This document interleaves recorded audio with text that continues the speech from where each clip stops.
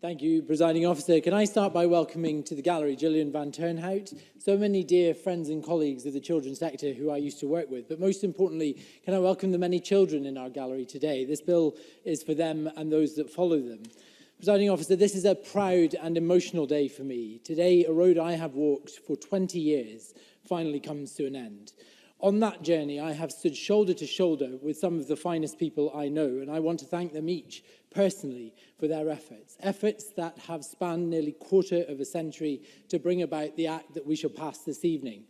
3 children's commissioners, a former Irish senator, and so many advocates within the children's sector.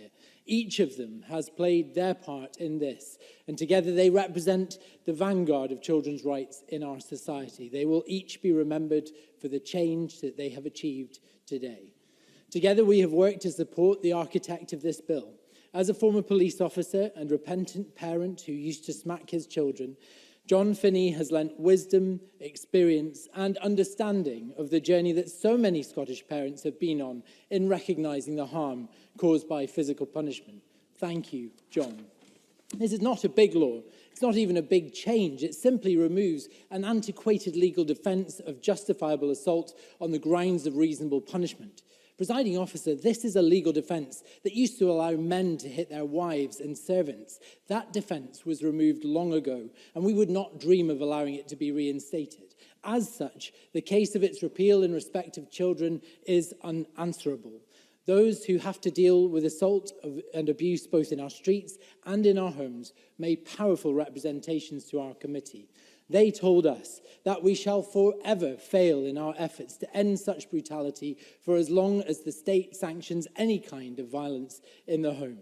We have heard many arguments for the retention of physical punishment and this defence, but none have withstood the test of our committee's scrutiny or the evidence offered by the bill's supporters. Smacking is not an article of faith. It is not demanded by Scripture. It does nothing to prevent children scolding themselves or running into traffic. Parents do not use its application consistently or always retain control when they do. And a light tap on the wrist or the bottom is not the full extent of every parent's intervention. That last point matters because, Presiding Officer, the only clarity offered in Scots law around physical punishment came by amendment in 2003. The sum total of statutory direction on this matter is no headshots, no use of implements, and no shaking. That's it. On everything else, our law is silent.